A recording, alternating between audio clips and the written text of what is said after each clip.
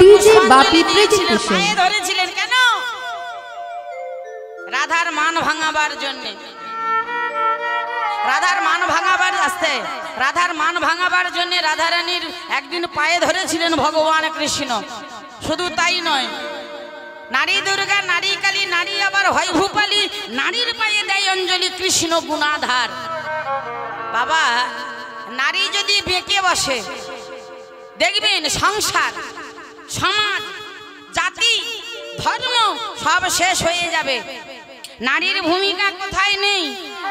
হ্যাঁ, যেদিন এক ঝলক আনন্দের তরে, যেদিন আমাদের পিতা ত্যাগ করিল মোরে, সেদিন যদি এই মা গর্ভে না রাখতো ধরে, কেমন করে আমরা জন্ম নিতাম ভুবনে? হ্যাঁ, মায়ের কথা বলতে গেলে, নারীর কথা বলতে গেলে দেখবেন প্রথমে মায়ের কথা আসে চলে। মায়ের কোলে ছোট্ট ছেলে বিশ্বের নাবিকি সাই কৃষ্ণ আসতে। কৃষ্ণ, গৌর, বুদ্ধ, যিশু, এরা কিন্তু সবাই বাবা মায়ের কোলের শিশু। দেবের দেবী ওই মহাদেব মায়ের চরণ তলে। হ্যাঁ, নারী ছিল বেহুলা সতী, অনুসুয়া মালাবতী, বাঁচাইল মোরাপতি, শাস্ত্রে প্রমাণ যারে। আচ্ছা, ভারতবর্ষে এমন কোন স্ট্রং পুরুষের পক্ষে সম্ভব ছিল জমের মুখে ছাই দিয়ে স্বামী সত্যবানকে ফিরিয়ে আনবে? ভারতবর্ষে এমন কোন স্ট্রং পুরুষের পক্ষে সম্ভব ছিল যে জমের মুখে ছাই দিয়ে স্বামী লক্ষিন্দরকে ফিরিয়ে আনবে? পারবে না। একমাত্র কারা পারবে? বাংলার নারীদের টেম্পারটাই আলাদা। এই জন্যে দেখবেন কথাটা যিনি লিখে গেছেন, কথাটা যিনি বলে গেছেন, তিনি কিন্তু হিন্দুর ছেলে নয়, তিনি হলেন একজন মুসলমানের ছেলে। জন্ম হয়েছিল বীরভূম জেলায় চুরুলিয়াতে। নাম হয়েছিল বিদ্রোহী কবি কাজী নজরুল ইসলাম। তিনি একদিন বলেছিলেন, হায় রে, বিশ্বের যা কিছু মহান সৃষ্টি চির কল্যাণকর, আর অর্ধেক তার করিয়াছে নারী, অর্ধেক তার নর। নরকপিণ্ড বলিয়া তারে করিয়াছে নারী হেও জ্ঞান। তারে বলে দাও আজি পুরুষ নয়, না আজি নারী নয় পুরুষ শয়তান। নারীর বিরহে নারীর মিলনে নর পেল কবি প্রাণ। যত কথা তার হইল কবিতা, সর্ব হইল গান। তাজমহলের পাষাণে দেখেছ, দেখনি তাহার প্রাণ। অন্তরে তার মুমতাজ নারী, বাহিরেতে শাহজাহান। সেই নারী যদি একটু পদভ্রষ্ট হয়ে যায় দেখবেন আমরা কি বলি? আমরা বলি কুলোটা। সেই নারী যদি একটু পদভ্রষ্ট হয়ে যায় আমরা বলি দুশ্চরিত্রা। মহাভারতরা খুলবেন, মহাভারতরা দেখবেন যত বড় বড় ডিপার্টমেন্টে বসে আছে সবগুলো কুলোটার ছেলে, সবগুলো দুশ্চরিত্রার ছেলে। আমি একটা একটা করে বলে যাব, আপনারা গুণে দেখে নেবেন। স্বর্গবেশ্যা ধিতাজি পুত্র মহাবীর দ্রোণ, স্বর্গবেশ্যা ধিতাজির পুত্র মহাবীর দ্রোণ, দ্রোণ রাজা যিনি এসেছিলেন, যিনি আমাদের গুরুদেব হয়েছিলেন, পাণ্ডবেদের গুরু আর কৌরবেদের গুরু। ওনার জন্ম হয়েছিল স্বর্গবেশ্যা ধিতাজির গর্ভে। অষ্টাদশ পুরাণটা যিনি রচনা করেছিলেন তিনি কিন্তু জন্মেছিলেন। হায় রে, মহাভারতের অষ্টাদশ পুরাণ রচনা করেছিলেন কে? কৃষ্ণ বেদব্যাস দ্বৈপায়ন। কার গর্ভে? মৎস্যগন্ধার গর্ভে। কার ঔরসে? পরাশর মণির ঔরসে।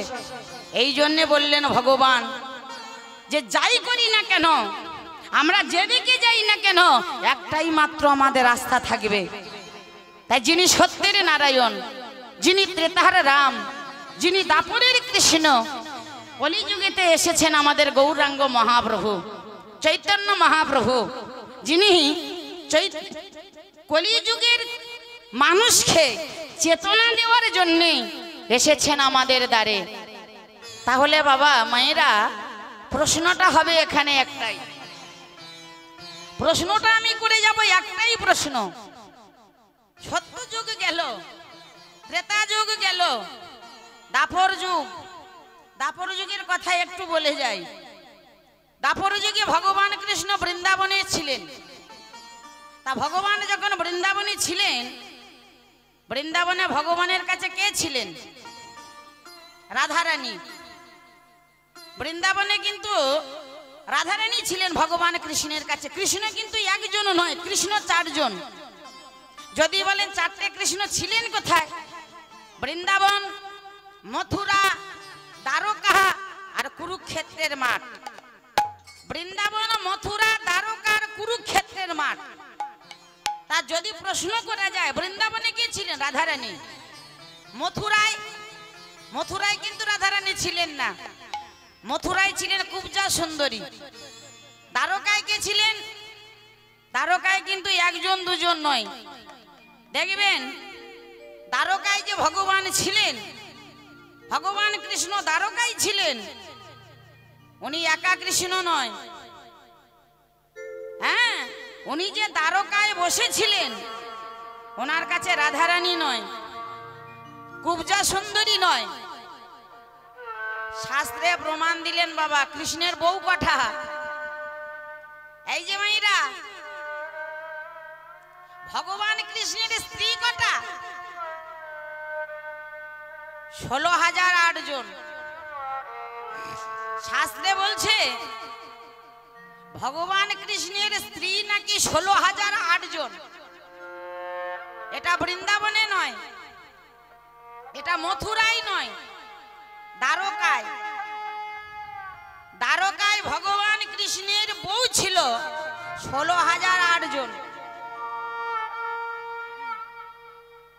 যদি প্রশ্ন করা যায় যে বৃন্দাবনে রাধারানী, মথুরায় কুব্জা সুন্দরী, দ্বারকায় এতগুলো মেয়ে ভগবান পেল কোথায়?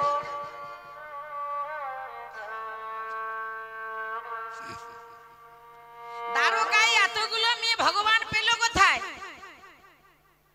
একটা দুটো মেয়েকে ভগবান বিয়ে করেনি, 16,008 জন মেয়েকে। এই 16,008 জন বউ, এরা কারা? এরা এসেছে কোথায় থেকে? এটা জানতে গেলে আগে আমাকে যেতে হবে সত্য যুগে। এটা যদি আপনারা জানতে চান, যেতে হবে সত্য যুগে। সত্য যুগে নারায়ণের একটা ছেলে ছিল, জানেন? সত্য যুগে নারায়ণের একটা ছেলে ছিল। তা ছেলেটার নাম কি জানেন? ছেলেটার নাম নরকাসুর। ছেলেটার নাম নরকাসুর। তা বাবার কাছে এসে একদিন প্রশ্ন করছে, মানে নারায়ণের কাছে এসে,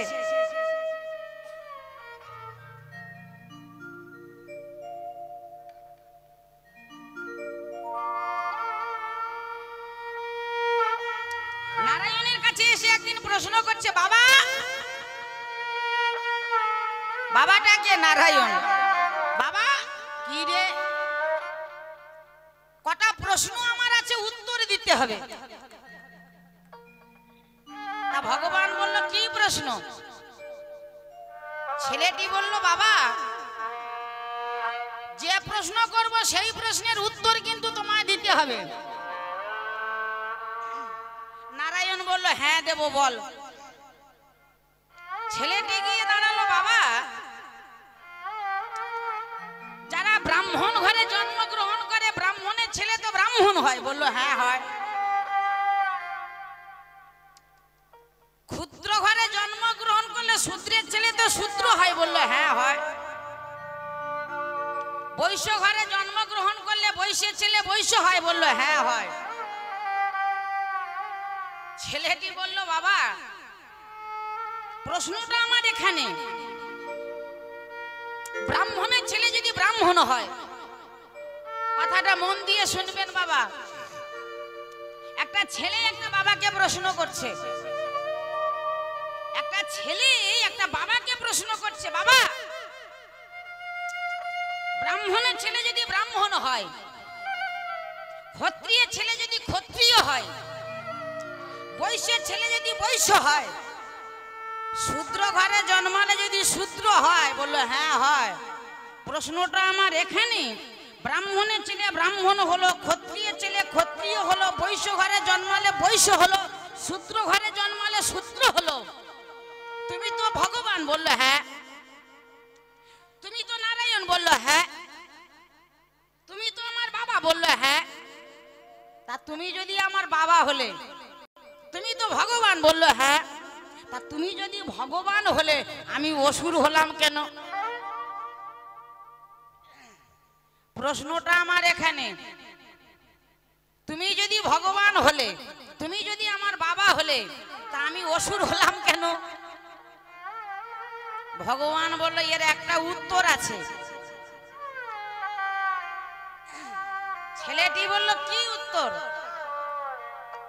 ভগবান বলল একটা উত্তর আমি বলবো। এই যে মাইরা, উত্তরটা আমি তোমাকে দেব, তবে তুমি কিন্তু কষ্ট পেও না। নরকাসুরকে বলছে তুমি কিন্তু মনে দুঃখ পেও না। বাবা, প্রশ্নটা শোনার জন্য আমি তো তোমার কাছে এসেছি। প্রশ্নটা তোমায় বলতে হবে যে কেন আমি অসুর কুলে জন্মগ্রহণ করলাম। ভগবান বলল শুনবি? বলল হ্যাঁ। ভগবান বললেন তোর জন্মের দোষ। ভগবান বললেন তোর জন্মের দোষ। মানে খোকা, তুই যখন জন্মেছিলিস, নারায়ণ নরকাসুরকে বলছে তুই যখন জন্মগ্রহণ করেছিলিস সময়টা ছিল কালবেলা। তুই যখন জন্মগ্রহণ করেছিলিস না, সময়টা ছিল কালবেলা। তুই হয়তো জানিস না, ওই কালবেলায় যারা যারা জন্মায় তারা বেশিরভাগ তোর মতো অসুর প্রকৃত হয়। ওই কালবেলায় যারা যারা জন্মায় তারা তোর মতো অসুর হয়। ও সময় তো জন্মগ্রহণ করে না। সময়টা জানেন, নরকাসুর বলছে সময়টা হলো দিনের শেষ। দিনের শেষ আর রাতের শুরু। কখন? সন্ধ্যার সময়। বলছে সময়টা হলো দিনের শেষ আর রাতের শুরু, মানে কালবেলা সন্ধ্যার সময়। ও সময় তো কেউ জন্মায় না। শোন বাবা, ও সময় যারা যারা জন্মায় তারা তোর মতো অসুর হয়। ওই সময় ভগবানের আরাধনা করতে হয়, ওই সময় উলুধ্বনি করতে হয়, ওই সময় শঙ্খের ধ্বনি করতে হয়। মায়েদের বলে যাব, বাবাদের বলবো না, শুনে রাখেন। ওই কালবেলা ও সময়টা কিন্তু ভালো নয়। যে কালবেলায় আমরা প্রত্যেকটা হিন্দু ঘরের মানুষ হয়ে আমরা তুলসী তলায় প্রদীপ দিই, আমরা উলুধ্বনি করি, আমরা শঙ্খের ধ্বনি করি। শুনে রাখবেন, ওই যে কালবেলা দিনের শেষ আর রাতের শুরু, যে সময়টা এসেছে কালবেলা, ভগবান বললেন ও সময় কেউ জন্মায় না। ও সময় উলুধ্বনি করতে হয়, ও সময় শঙ্খের ধ্বনি করতে হয়। না হলে শুনে রাখবেন মায়েরা, ওই কালবেলাতে আমাদের সংসারেতে একটা সাপ আসে, সাপ। ওই কালবেলাতে আমাদের সংসারেতে একটা সাপ আসে। দেখবেন প্রত্যেকটা সাপের মুখে বিষ থাকে। কিন্তু শুনে রাখবেন মায়েরা, ওই কালবেলায় যে সাপটা আমাদের গৃহেতে প্রবেশ করে তার মুখে বিষ নয়, তার লেজে বিষ। কালবেলায় আমাদের সংসারে যে সাপটা আসে তার মুখে বিষ নয়, তার লেজে বিষ। ওই বিষ যদি একবার আপনাদের সংসারে আছাড় দেয়, সংসার থেকে দুটো জিনিস চলে যাবে। সংসার থেকে দুটো জিনিস চলে যাবে, একটা হলো শান্তি আর একটা হলো লক্ষ্মী। এই শান্তি আর লক্ষ্মী, এই দুটো জিনিস আপনাদের সংসারে থাকবে না। তাহলে একটা কথা বলি শুনেন, একটা গল্প করি। এক ভদ্রলোক একটা দারোয়ানে রেখেছে। দারোয়ানটা সময় কখন? নাইট গার্ড, মানে রাত্রির বেলায় পাহারা দেয়। নাইট গার্ড পাহারা দেয়। সকাল যখন হয়েছে, বাড়ির যিনি বাবু যাবেন দিল্লিতে, আর দিল্লিতে যেতে গেলে এয়ারপোর্টে যেতে হবে, সেখানে গিয়ে প্লেনে উঠতে হবে।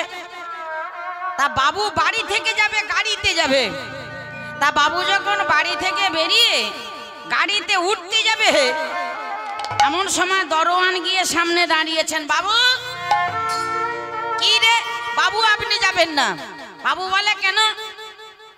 দরওয়ানটা গিয়ে দাঁড়ালো, বাবু আমি রাত্রে ঘুমিয়ে ঘুমিয়ে স্বপ্ন দেখেছি যে প্লেনে আপনার যাওয়ার কথা ছিল, ওই প্লেনটা যেন অ্যাক্সিডেন্ট করছে। আমি ঘুমিয়ে ঘুমিয়ে স্বপ্ন দেখেছি যে প্লেনে আপনার যাওয়ার কথা আছে, ওই প্লেনটা অ্যাক্সিডেন্ট করেছে। বাড়ির গিন্নি বলে, সত্যি বলছিস? বলে, হ্যাঁ গিন্নিমা, আমি দেখেছি। বাড়ির গিন্নি বলে, তুমি যেও না, কারণ দরওয়ান বাধা দিয়েছে, আজকে শুভ কাজে বাধা পড়েছে, তুমি যেও না। বাবু আর গেলেন না, গিন্নিমার যেতে দিলেন না। সকাল যখন হয়েছে, খবর নিয়ে দেখা গেল সত্যি সত্যি যে প্লেনে যাওয়ার কথা ছিল, প্লেনটা অ্যাক্সিডেন্ট করেছে। বাড়ির গিন্নি বলে, হ্যাঁ গো, ওকে কিছু পুরস্কারটার দাও, ও তোমার জীবন দান করলো, ওকে কিছু পুরস্কার করো। বললো, এখানে আয়। ছেলেটিকে, দরওয়ানটিকে ডেকেছি, এখানে আয়। কি হয়েছে বাবু? জামা কাপড় যা আছে সব গুছিয়ে নে। কেন বাবু? পাওনা গন্ডাটা নিয়ে আর বাড়ি চলে যা।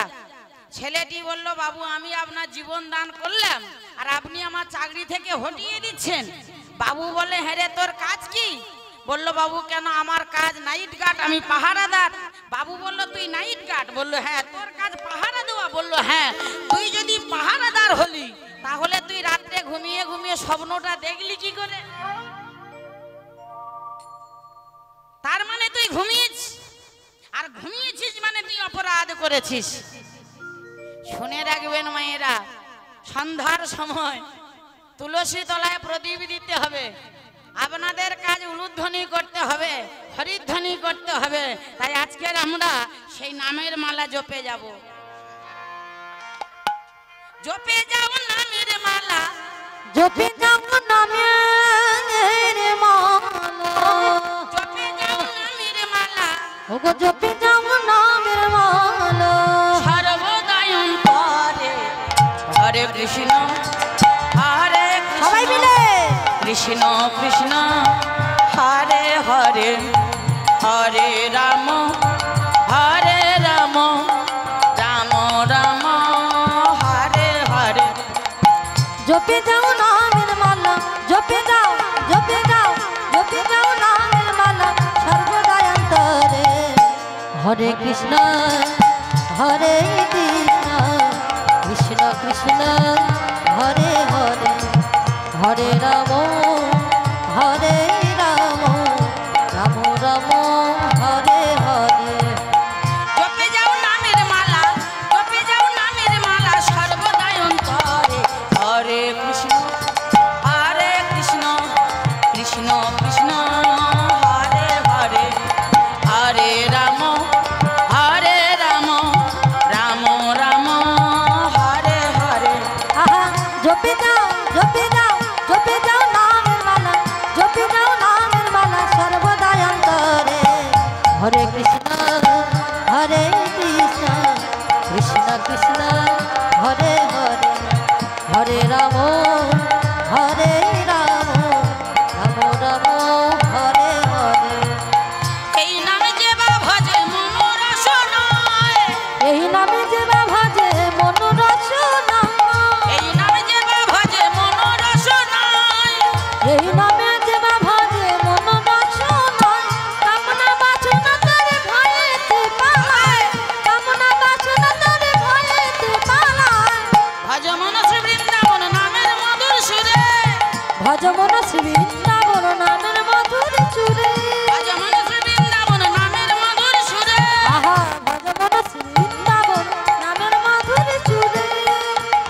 আহা, ভজ তোর হৃদয় মাঝে আনন্দ না ধরে, হরে কৃষ্ণ হরে কৃষ্ণ, কৃষ্ণ কৃষ্ণ হরে হরে, হরে রাম হরে রাম, রাম রাম হরে হরে। আহা, জপে যাও, জপে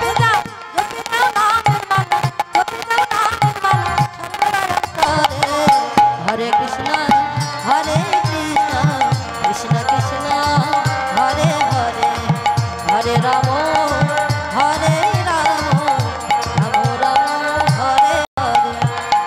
এই নাম যে বা ভজে মন রসনায়, 16 নামে 32 করে যে বা জপে নাম, 16 নামে 32 করে যে বা জপে গায়, 16 নামে 32 করে যে বা জপে গায়। কামনা বাসনা তোরে ভয়েতে পালায়, কামনা বাসনা তোরে ভয়েতে পালায়। আহা ভজবন শ্রী বৃন্দাবন নামের মধুর সুরে, ভজবন শ্রী বৃন্দাবন নামের মধুর সুরে, ভজ মানুষ বৃন্দাবন নামের মধুর সুরে, ভজবন শ্রী বৃন্দাবন নামের মধুর সুরে। গদ গদ হৃদয় মাঝে আনন্দ না ধরে। হরে কৃষ্ণ কৃষ্ণ কৃষ্ণ হরে হরে, হরে রাম রাম রাম হরে হরে। আহা জপে যাও নামের মালা, জপে যাও জপে যাও জপে যাও নামের মালা সর্বদা অন্তরে। হরে কৃষ্ণ কৃষ্ণ কৃষ্ণ তাই গৌর হরি বল হরি বল হরি হরে বল। রাম হরে রাম রাম রাম হরে হরে, রাম রাম হরে হরে, রাম রাম হরে হরে। নারায়ণ বলছে হ্যাঁ রে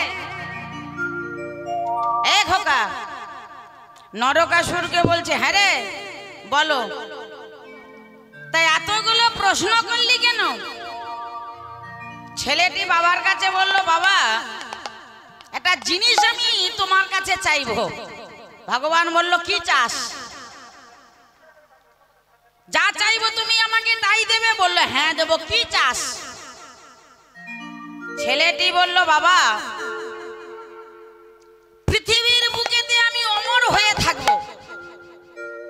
শোনেন, ছেলেটি বাবার কাছে বলছে, বাবা পৃথিবীর বুকেতে আমি অমর হয়ে থাকব, তুমি আমার এই আশীর্বাদ করো, আমি পৃথিবীর বুকেতে অমর হয়ে যাব। আর কি চাস? বলল, আমি রাজা হব। তা ভগবান বলল, তুই রাজা হবি? বলল, হ্যাঁ। তুই অমর বর চাস? বলল, হ্যাঁ। ভগবান বলল, তোর অমর বর আমি দিতে পারি, কিন্তু একটা শর্ত আছে। ছেলেটি বলল, কি শর্ত? ভগবান বলল, পৃথিবীর বুকে তুই অমর হয়ে থাকবি, তোকে আমি অমর বর দেব, কিন্তু একটাই শর্ত, যদি তুই পালন করতে পারিস তাহলে তুই অমর বর পাবি। তা ছেলেটি বলল, কি বর আমার পালন করতে হবে? বলো, আমি করব। তা ভগবান বলল, পৃথিবীর বুকেতে রাজা হতে গেলে, অমর বর পেতে গেলে একটা কঠিন কাজ আছে, পারবি? ছেলেটি বলল, কোমরে হাত দিয়ে, বাবা পৃথিবীর বুকে এমন কোনো কঠিন কাজ নেই যে আমি পারবো না। ভগবান বলল, পারবি? বলল, হ্যাঁ পারবো। বলো তোমার কি সেই কঠিন কাজ? ভগবান বলল, অমর বর পেতে গেলে, তোকে রাজা হতে গেলে 16,000 কুমারী মেয়েকে তোর বিয়ে করতে হবে। শোনেন কথাটা, রাজা হতে গেলে, অমর বর পেতে গেলে 16,000 কুমারী মেয়েকে তোর বিয়ে করতে হবে। কিরে, পারবি? ছেলেটি বলল, বাবা নারায়ণের কাছে দাঁড়িয়ে বলল, কাজটা একটু কঠিন। বুঝে বুঝে দেখেছে, বাবা কাজটা একটু কঠিন, তা হয় হোক।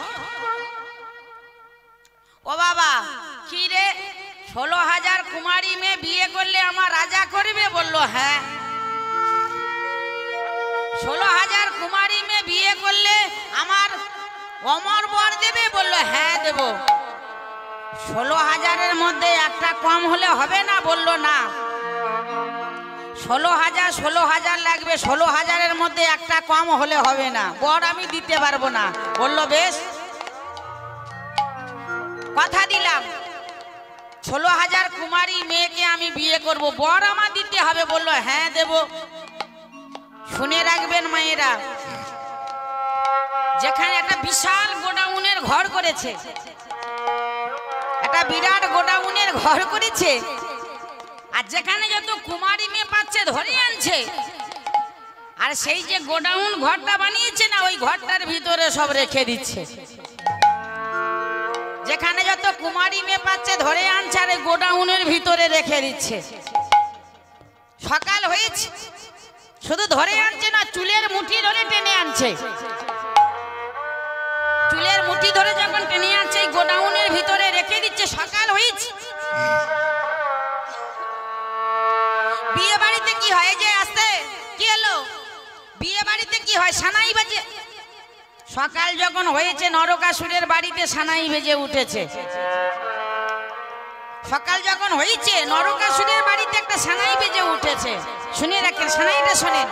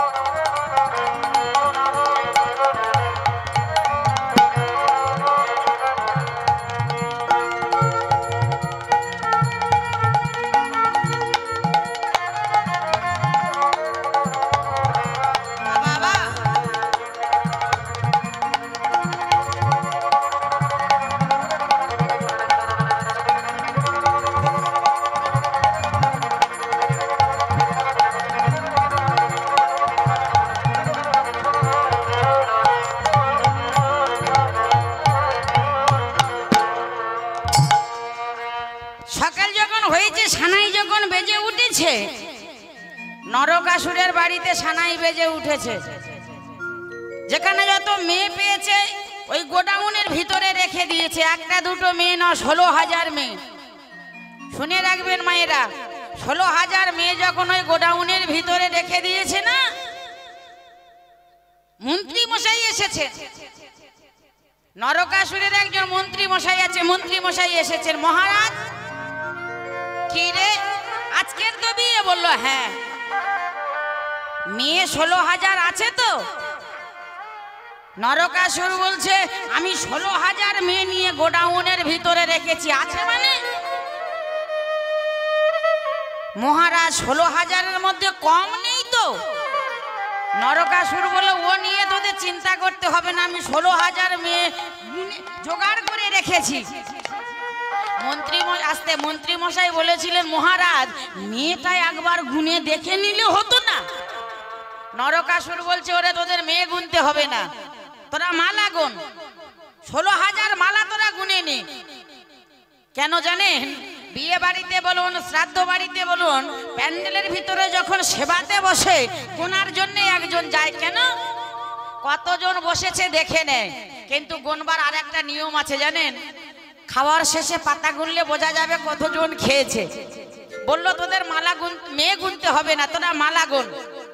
তোদের আর মেয়ে গোনা দরকার নেই, তোরা মালাটা গুন। 16,000 মালা তোরা গুনে নি। মন্ত্রী মশাই বলল মহারাজ মালা গোনা হয়ে গেছে।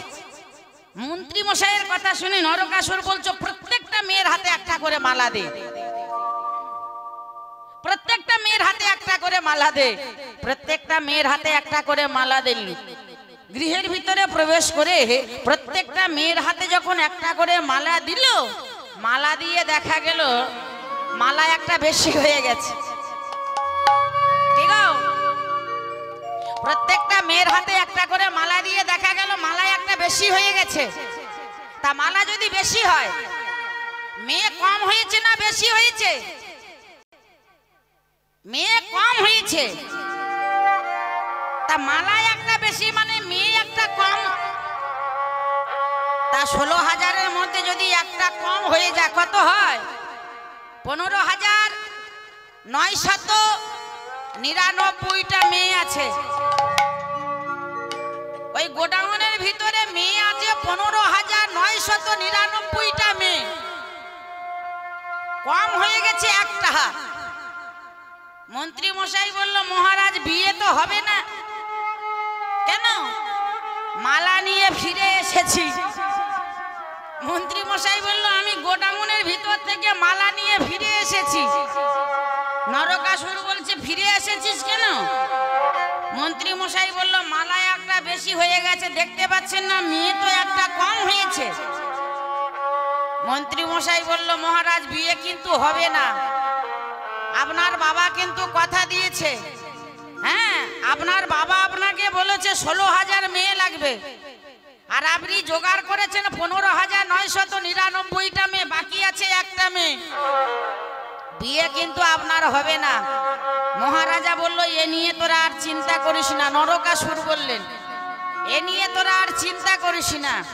15,999টা মেয়ে যদি আমি জোগাড় করতে পারি, আমি একটা মেয়ে ঠিক জোগাড় করে আনবো। শোন, আমার বাবা থাকে কোথায় জানিস? বলল, কোথায় থাকে? বৈকুণ্ঠে থাকে। আর আমি হলাম ছেলে। আমার বাবা হলো নারায়ণ, আমি হলাম তার ছেলে নরকাসুর। শুনে রাখবেন, বাবা নারায়ণ, ছেলে নরকাসুর। মা কিন্তু লক্ষ্মী নয়। মা কিন্তু লক্ষ্মী নয়। নরকাসুরের মাকে ধরিত্রী মাতা। নরকাসুরের মা হলো বসুমাতা, ধরিত্রী মাতা। এই বসুমাতার ঔরসে, বসুমাতার গর্ভে নারায়ণের ঔরসে জন্মগ্রহণ করেছিল নরকাসুর। তা আমার বাবা হলো নারায়ণ, আমার বাবা থাকে বৈকুণ্ঠে, আমি তার ছেলে নরকাসুর। তা আমি এত বড়, নরকাসুর বলল, আমি এত বড় একটা কাজ করতে যাচ্ছি। কি কাজ? লোক একটা দুটো বিয়ে করতে পারে না, আমি 16,000 মেয়ের গলায় মালা দেব। হ্যাঁ, এটা কি কম বড় কথা নাকি? আমি 16,000 মেয়ের গলায় মালা দেব। আমার বাবা বলেছে 16,000 কুমারী মেয়ে বিয়ে করতে হবে, বিয়েওয়ালা মেয়ে হলে হবে না, কুমারী মেয়ে লাগবে। আর 16,000 কুমারী মেয়ের গলায় যদি আমি মালা দিতে পারি, আমার আশীর্বাদ করবে, আমি অমর হয়ে যাব, আমি রাজা হয়ে থাকব, আমার মৃত্যু হবে না। তা বাকি আছে একটা মেয়ে। আমার বাবা বসে আছে বৈকুণ্ঠে, আমি তার ছেলে। তা আমি এত বড় একটা কাজ করতে যাচ্ছি, বিয়ে করতে যাচ্ছি, আমি ছেলে হয়ে বাবার পায়ে প্রণাম করব না? হ্যাঁ, আমি এত বড় একটা কাজ করতে যাচ্ছি, আমি ছেলে হয়ে বাবার আশীর্বাদ নেব না? আমার বাবা পড়ে আছে বৈকুণ্ঠে, আমি ছেলে হয়ে আমি বাবার পায়ে প্রণাম করব, বাবা আমার আশীর্বাদ করবে। আর আমি বৈকুণ্ঠ কিন্তু এখানে নয়, বহু দূর। আমি যেখানে আছি এখান থেকে বৈকুণ্ঠটা বহু দূর। আমি এতটা রাস্তা যাব, এতটা রাস্তা ফিরে আসব। যাওয়া আসার পথে একটা মেয়ে আমি ঠিক জোগাড় করে নেব। এই যে মেয়েটা কম আছে, এই মেয়েটা আমি ঠিক জোগাড় করে নেব যাওয়া আসার পথে। রথীকে বললেন, রথী রথ সাজাও। রথী যখন রথ সাজিয়েছেন, নরকাসুর গিয়ে দাঁড়িয়েছেন। বলে, ধরো ধরো করি রথ ভাইয়া চলিল, ধরো ধরো করি রথ ভাইয়া চলিল, ধরো ধরো করি রথ ভাইয়া চলিল, ধরো ধরো করি রথ ভাইয়া চলিল। এই যে আবার বৈকুণ্ঠের দ্বারে রথে আসিয়া দাঁড়ালো। ওগো বৈকুণ্ঠের দ্বারে রথ আসিয়া দাঁড়ালো, দ্বারে রথ আসিয়া দাঁড়ালো, বৈকুণ্ঠের দ্বারে রথে আসিয়া দাঁড়ালো। ওগো বৈকুণ্ঠের দ্বারে রথ আসিয়া দাঁড়ালো। বলে, নারায়ণের শ্রীচরণে প্রণাম করিল, নারায়ণ শ্রীচরণে প্রণাম করিলাম, আহা নারায়ণ শ্রীচরণে প্রণাম করিলাম। দেখে ভগবান বিষ্ণু আদি নিদ্রাতে রহিল, দেখে ভগবান বিষ্ণু আদি নিদ্রাতে রহিল, ভগবান বিষ্ণু আদি নিদ্রাতে রহিল, দেখে ভগবান বিষ্ণু আদি নিদ্রাতে রহিল, নিদ্রাতে রহিল, আদি নিদ্রাতে রহিল, নিদ্রাতে রহিল, আদি নিদ্রাতে রহিল, ভগবান বিষ্ণু আদি নিদ্রাতে রহিল, ভগবান বিষ্ণু আদি নিদ্রাতে, আহা ভগবান বিষ্ণু আদি নিদ্রাতে রহিল, নিদ্রাতে, আহা ভগবান বিষ্ণু আদি নিদ্রাতে রহিল, নিদ্রাতে রহিল, নিদ্রাতে রহিল, নিদ্রাতে রহিল। রথকে রথটা নিয়ে নরকাসুর বৈকুণ্ঠে গেছে বাবা। এই যাও মেয়েরা,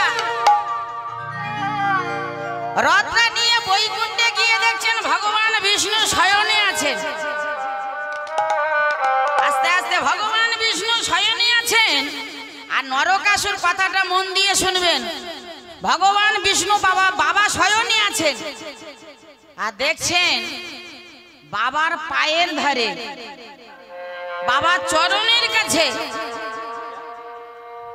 এক অপরূপা সুন্দরী মেয়ে, হ্যাঁ এক অপরূপা সুন্দরী মেয়ে বাবার চরণের কাছে বসে বসে বাবা চরণ সেবা করছেন। এক অপরূপা সুন্দরী মেয়ে বাবার চরণের কাছে বসে বসে বাবার চরণ সেবা করছেন।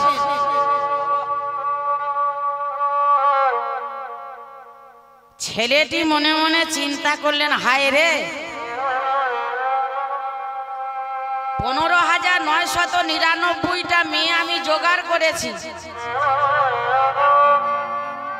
15,999টা মেয়ে আমি গোডাউনের ভিতরে রেখে দিয়েছি,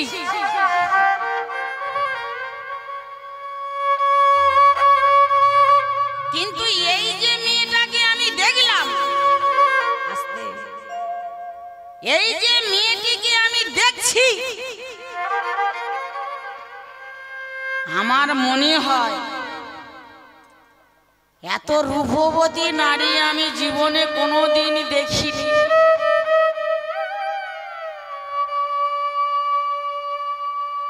এমন রূপবতী রমণী আমি আর কোনোদিন দেখিনি। 15,999টা মেয়ের রূপ একত্রিত করে দেখলে যে মেয়েটা বাবা চরণ সেবা করছেন, যে মেয়েটা বাবার চরণ ধরে বসে আছে, আমার মনে হয় এনার রূপ বেশি।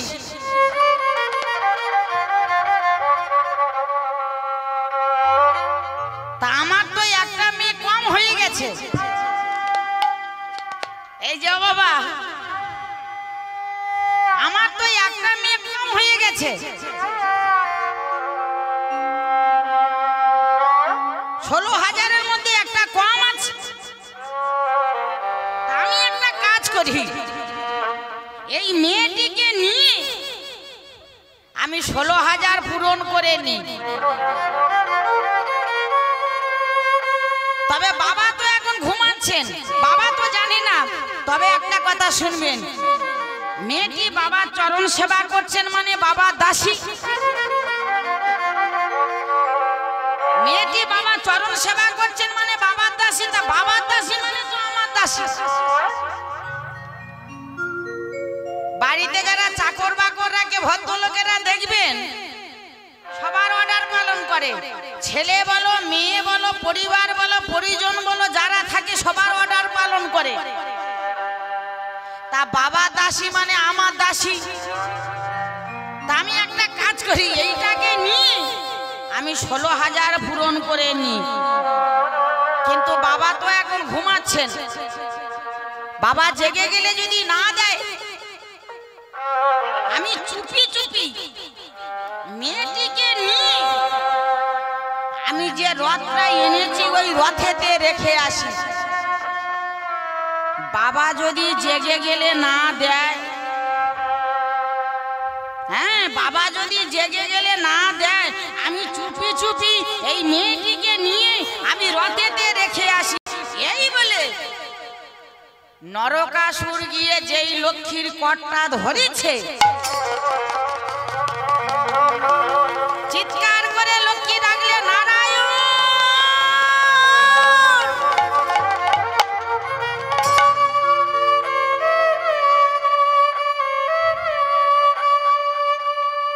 রক্ষা করো নারায়ণ, রক্ষা করো।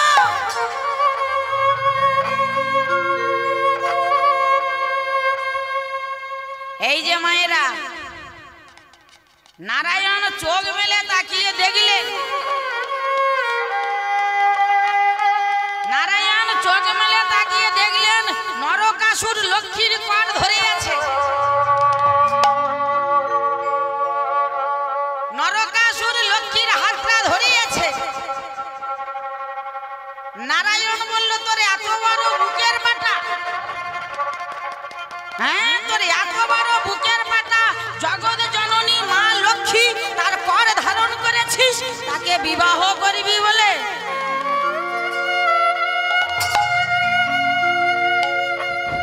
তোর এত বড় বুকের ফাটা, তুই জগৎ জননী মা লক্ষ্মী তার কর ধারণ করেছিস, তাকে বিবাহ করবি? শুনে রাখবেন মায়েরা, নারায়ণের হাতে ছিল সুদর্শন চক্র। নারায়ণের হাতে যে সুদর্শন চক্র ছিল, নারায়ণ ডাকলেন সুদর্শন সুদর্শন বলি ডাকিতে লাগিল। কথা ছিল চক্র সুদর্শন উপনীত হলো। নারায়ণ বলল, সুদর্শন আমি তোমাকে অনুমতি করলাম, এখনই গিয়ে নরকাসুরের ধর থেকে মুন্ডুটা আলাদা করে ফেলে দাও।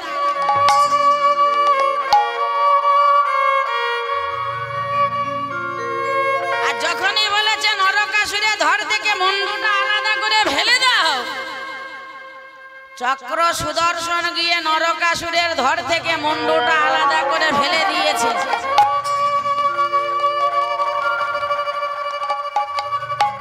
আর যখন চক্র সুদর্শন নরকাসুরের ধর থেকে মুন্ডুটা আলাদা করে ফেলে দিয়েছে, কাটা মুন্ডু মাটিতে পড়ে বারবার বলে উঠলেন জয় রাম। হ্যাঁ, কাটা মুন্ডু বারবার যখন ভগবানের নাম স্মরণ করছে, বারবার যখন ভগবানকে ডাকছে, চমকে উঠলেন রাধা রানী।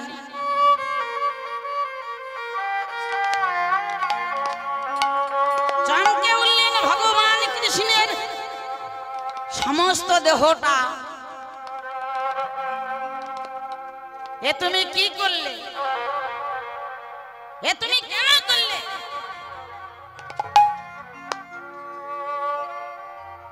তুমি নিজের ছেলেকে নিজের হাতে মেরে ফেললে। প্রেমময়ী রাধারানী বলল নারায়ণ। লক্ষ্মী বললে নারায়ণ, কুপুত্র যদ্য আসতে, কুপুত্র যদ্যপি হয়, কুপিতা মাতা কদাপি নয়। লক্ষ্মী বললে নারায়ণকে, এ তুমি কি করলে? এ তুমি কেন করলে? ছেলে মেয়ে অপরাধ করে, তা হ্যাঁ গো মাইরা, ছেলে মেয়েরা যদি অপরাধ করে, যারা বাবা মা থাকে তারা কি করে?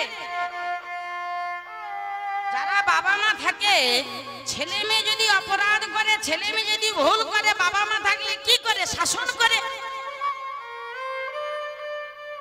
ও তোমার ছেলে, তুমি ওর বাবা, তা ও যদি অপরাধ করে তুমি ওকে শাসন না করে তুমি মেরেই ফেললে। নারায়ণ বলল লক্ষ্মী, তুমি তত্ত্বটা বুঝলে না। আমি মেরেছি তুমি এইটুকু দেখেছ, আস্তে আমি মেরেছি তুমি দেখেছো, কিন্তু তুমি তত্ত্বটা বুঝলে না। কেন জানো? আচ্ছা, নারায়ণ লক্ষ্মীকে বলছে, আচ্ছা লক্ষ্মী তুমি কোনদিন দেখেছো কি পিপিলিকা ডানা ওঠে দেখেছো? বলল হ্যাঁ। তা কেন ওঠে? নারায়ণ লক্ষ্মী বললেন মরার জন্য, এই যে ও মাইরা, হবে না গো, বৃষ্টি হবে না, হবে না, বসুন। আরে চলে গেলে হবে নাকি, বসে পড়ুন, বৃষ্টি হবে না।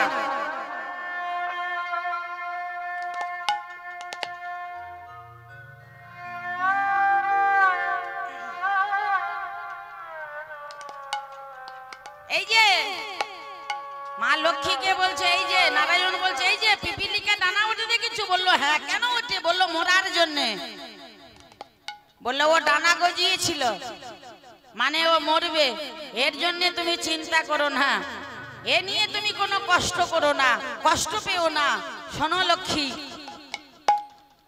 16,000-এর মধ্যে একটা মেয়ে কম আছে। আচ্ছা, আমি পারলে কি একটা মেয়ে জোগাড় করে দিতে পারতাম না? কিন্তু আমি দিইনি। কেন জানো? আমি যদি একটা মেয়ে জোগাড় করে দিই, তাহলে কিন্তু নরকাসুর তাকে বিয়ে করবে, আর নরকাসুর যদি বিয়ে করে তাহলে কিন্তু ও রাজা হয়ে যাবে। এই জন্যে আমি 16,000-এর মধ্যে একটা কম রেখেছি। এই জন্য কি বলে জানেন? এই জন্যে বলে যে পিপিলিকার ডানা ওঠে মরার জন্য। তা শোনো, আমি ওকে মেরেছি। আচ্ছা লক্ষ্মী, তুমি বলো তো দেখি কতজনা সৌভাগ্য হয়? লক্ষ্মী নারায়ণের যুগল দেখতে দেখতে ওর দেহ থেকে প্রাণটা বেরিয়ে গেছে। লক্ষ্মী নারায়ণের যুগল দেখতে দেখতে ও উদ্ধার হয়েছে। শোনো লক্ষ্মী, ও কিন্তু আর এখানে নেই, ও উদ্ধার হয়ে ও স্বর্গে চলে গেছে। লক্ষ্মী বলল নারায়ণকে, হ্যাঁ গো, তা তুমি তো বলছো তোমার ছেলেকে তুমি উদ্ধার করেছো, তুমি তো বলছো তোমার ছেলে উদ্ধার হয়েছে। বলল হ্যাঁ। তা ছেলেকে না হয় উদ্ধার করলে, ছেলে না হয় স্বর্গে চলে গেল, তোমার ছেলে উদ্ধার পেয়ে গেল, এই যে অসুরকুল থেকে তোমার ছেলে উদ্ধার পেয়ে গেল। বললে হ্যাঁ, আমার ছেলে চলে গেছে স্বর্গে। তা ছেলের বউগুলো? লক্ষ্মী প্রশ্ন করছে নারায়ণকে, ছেলের বউগুলো এদের কি হবে?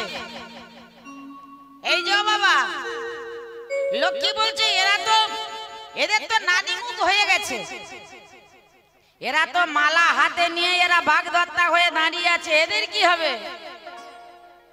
হ্যাঁ, এরা মালা হাতে নিয়ে এরা বাগদত্তা হয়ে দাঁড়িয়ে আছে, এদের উপায় কি? তুমি চিৎকার করে বললে তোমার ছেলে উদ্ধার হয়েছে, আর 15,999টা মেয়ে পড়ে আছে, এদের উপায়? ভগবান বলল এ নিয়ে তুমি চিন্তা করো না। কেন? বললো আমি থাকতে আবার প্রেমময়ী রাধারানী বলল ওরা তো লগ্ন ভ্রষ্টা হয়ে যাবে। বলল মাথা খারাপ, আমি থাকতে আবার লগ্ন ভ্রষ্টা? প্রেমময়ী রাধারানী বলল হ্যাঁ। লক্ষ্মী বলল হ্যাঁ গো, তা তুমি যে উদ্ধার করবে বলছো, কি করবে? নারায়ণ লক্ষ্মীকে জিজ্ঞাসা করছো তুমি কি করবে? বলল আমি কি করব জানো? নারায়ণ বলছে আমি ওই 16,000 মেয়েকে বিয়ে করব। 16,000 মেয়েকে বিয়ে করে আমি ওদের গলায় মালা দেব। তবে শুনে নাও লক্ষ্মী, সংসার কিন্তু আমি এই সত্যে করব না। ত্রেতা যাবে, দাপর আসবে, বৃন্দাবনে লীলা সাঙ্গ করে মথুরায় গিয়ে কুবজাকে উদ্ধার করে তারপর আমি বিয়ে করব জাম্বুবানের মেয়ে জাম্বুবতী, সত্যজিৎ রাজার মেয়ে সত্যভামা।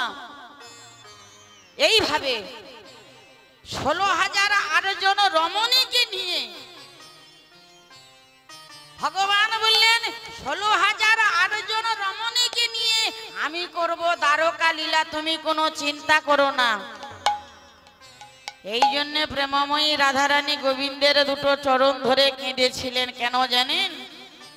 হে গোবিন্দ, এই জন্যে আমি তোমায় এত ভালোবাসি ও শ্যাম। কত ভালো লাগে তোমারে ও কিশোর বন্ধু।